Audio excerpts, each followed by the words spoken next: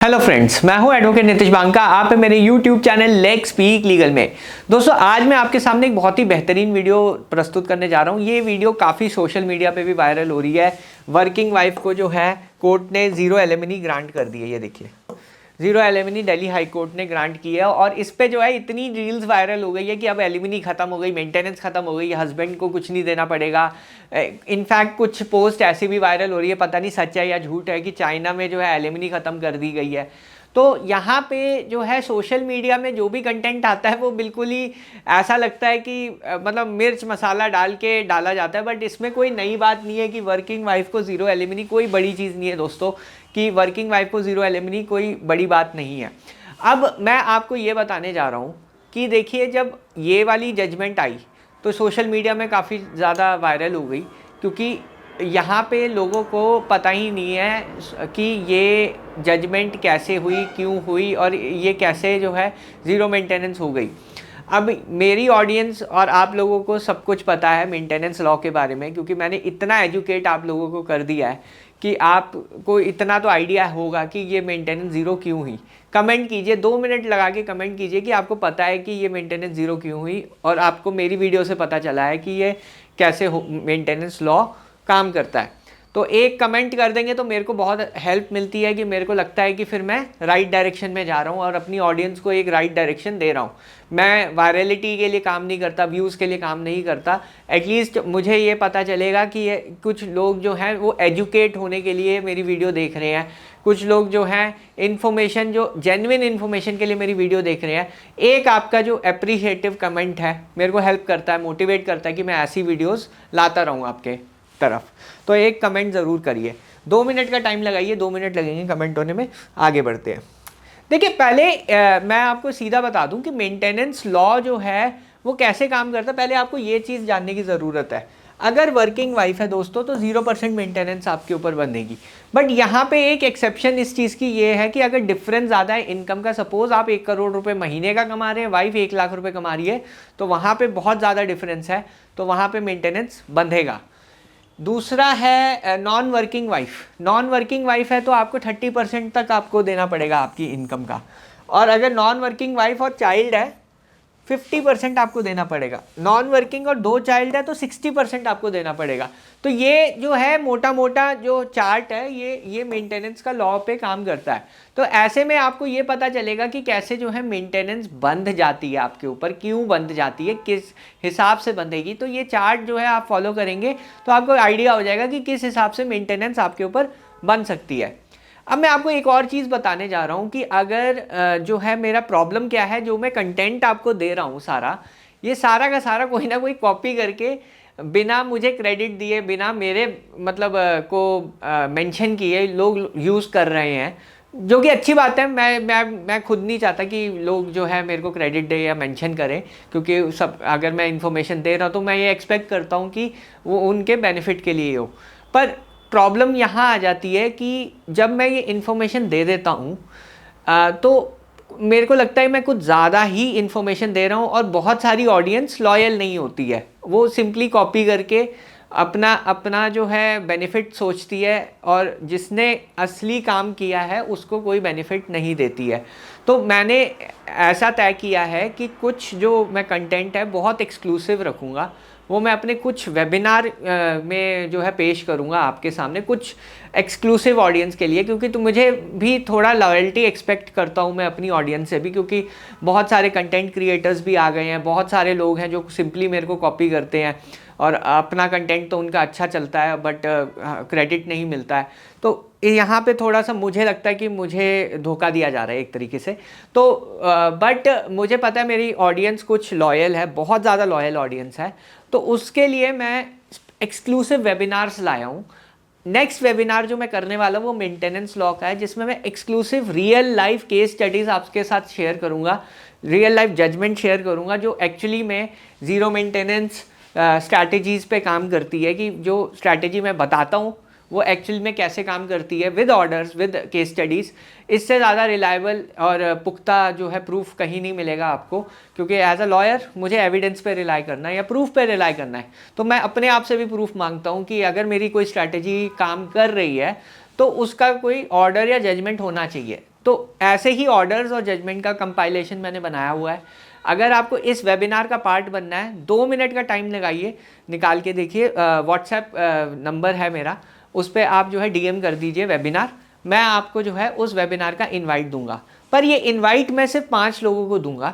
जो 5 मैसेजेस शुरू में आएंगे और उन्होंने बुकिंग कर दी तो उनको जो है वेबिनार की एंट्री मिलेगी। बाकी लोगों को मैं नेक्स्ट वेबिनार के लिए इनवाइट करूंगा, क्योंकि मैं ये जो इन्फॉर्मेशन है बहुत एक्सक्लूसिव रखना चाहता हूँ। कुछ लोग जो बहुत लॉयल हैं, बहुत रिलीजियसली फॉलो करते हैं, मैं उनको ज़्यादा बेनिफिट देना चाहता हूँ, रादर देन दोज जो मेरे कंटेंट को ब्लाइंडली कॉपी करते हैं, अपना चैनल खोला हुआ है या अपनी प्रैक्टिस में अप्लाई कर देते हैं, बट कोई मेरे को उसमें कोई बेनिफिट नहीं देते। तो मुझे लगता है कि मैं इतनी इन्फॉर्मेशन अगर मैं पब्लिक में दे रहा हूँ तो मेरे को लगता है कि मेरे साथ जो है बिट्रेयल हो रहा है या धोखा हो रहा है। तो एनीवेज ये मेरी पर्सनल थिंकिंग है, पर मैंने सोचा आपके साथ शेयर करूं। बट जो भी है, मैंने ये सोचा है कि देखिए अगर बेनिफिट हो रहा है, आप लोगों का सबको बेनिफिट हो रहा है, तो ऑब्वियसली दैट शुड ऑल्सो मतलब थोड़ा सा मतलब वो क्रेडिट मुझे भी जाना चाहिए, क्योंकि इन्फॉर्मेशन यहाँ से आ रही है। ये रिसर्च ईजी नहीं होती है, हमें पता है कि कितनी मेहनत लगती है कि जब एक क्लाइंट का केस है या किसी का भी केस है, उसके लिए केस स्टडी लाना, केस के लिए ऑर्डर्स लाना कितना मुश्किल होता है। वो जब प्रैक्टिस जो बंदा करता है वही जानता है, और जो असली में कर रहा है प्रैक्टिस वही जानता है। तो एनीवेज ये मेरा थोड़ा सा ओपिनियन था। बट नेक्स्ट स्लाइड पे चलते हैं। ये देखिए, ये जजमेंट है, alimony not for financially independent, Delhi court denies maintenance to railway officer. तो इसमें जो वाइफ थी इस जजमेंट में, वाइफ रेलवे ऑफिसर थी। ये देखिए दोस्तों। नेक्स्ट है spouse awarded to spouse who is financially self sufficient and independent is a major of social justice tool for enrichment of financial equalisation between the capable. मतलब ये देखिए, financial equalisation वाला जो वर्ड है ना, यानी अगर हस्बैंड 2 लाख रुपए कमा रहा है, वाइफ 1.5 लाख कमा रही है, तो वो जो है 25,000 रुपये वाइफ को कोर्ट नहीं अवॉर्ड करेगा, क्योंकि वो इक्वलाइजेशन का मतलब नहीं है। पर्पस है फाइनेंशियल डिपेंडेंसी। अगर वाइफ फाइनेंशियली डिपेंडेंट है, कोर्ट अवॉर्ड करेगा मेंटेनेंस। तो ये लॉ कहता है। ये तभी मैं कहा कि नॉन वर्किंग वाइफ को क्यों मेंटेनेंस मिलती है, या फिर चाइल्ड है उसको क्यों मेंटेनेंस मिलती है। नॉन वर्किंग वाइफ और 2 बच्चे हैं तब क्यों मेंटेनेंस मिलती है। आप ये सोचते हैं कि वाइफ की गलती है, वाइफ जो है उसने वो छोड़ के गई तो हम उसे पैसा क्यों दें, ये आपकी थिंकिंग रहती है। कमेंट कीजिए अगर ये मैं सही बोल रहा हूँ तो। जब आपकी ये थिंकिंग रहती है तब प्रॉब्लम क्या आती है, कोर्ट ऐसा नहीं सोचता। कोर्ट ये सोचता है कि वाइफ अगर जो सेल्फ सफिशिएंट नहीं है, ये सेल्फ सफिशिएंट नहीं है, तो मेंटेनेंस उसे मिलेगी, मेंटेनेंस 100% उसे मिलेगी। आगे चलते हैं। तो इसमें जो है genuine need for financial assistance चाहिए वाइफ को डेमोन्स्ट्रेट करना पड़ेगा कोर्ट को कि उसको जो है जेन्युइन नीड है मेंटेनेंस की।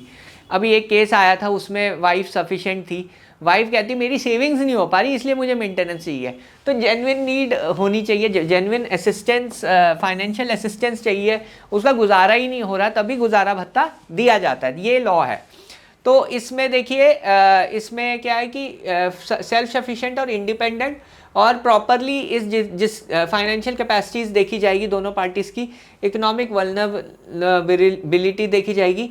तो यहाँ पे इम्पॉर्टेंट चीज़ ये है कि अगर वल्नरेबल है, फाइनेंशियली डिपेंडेंट है वाइफ, तब उसे मेंटेनेंस या गुजारा भत्ता मिलेगा, अन्यथा नहीं मिलेगा।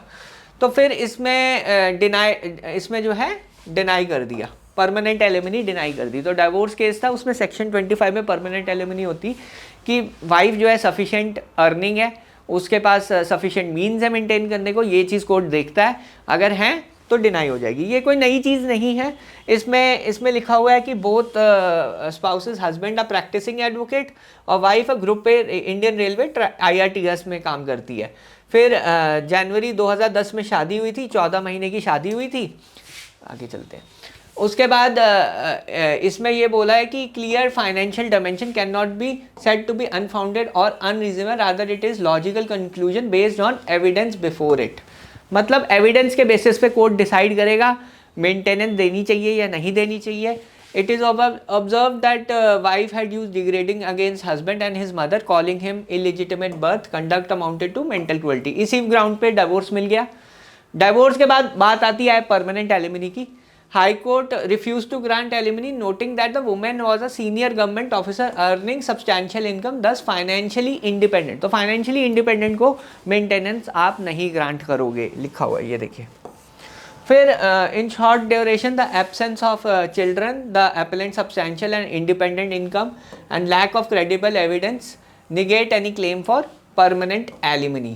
देखिए, तो यहाँ पे देखिए जब बच्चे नहीं हैं, कोई लाइबिलिटीज़ नहीं है, कोई नीड नहीं है वाइफ की, तो परमानेंट एलिमनी डिनाई कर दी जाएगी. तो ये एक तरीके से जजमेंट का समरी आपको होप आपको समझ आया होगा इस पे. तो यहाँ पे जो इम्पॉर्टेंट चीज़ ये है कि ये जो प्ली है रिजेक्ट कर दी, डिसमिस कर दी. तो यहाँ पे मेंटेनेंस बिल्कुल डिनाई कर दी. तो यहाँ पे आपको ये समझना है कि कोर्ट में सिर्फ मेंटेनेंस प्रोसीडिंग्स में एक ही आर्ग्यूमेंट चलती है कि वाइफ की नीड है या नहीं है. फिर सेकंड क्वेश्चन ये आता है कि कितनी नीड है, कितना कोर्ट अवॉर्ड करना चाहिए.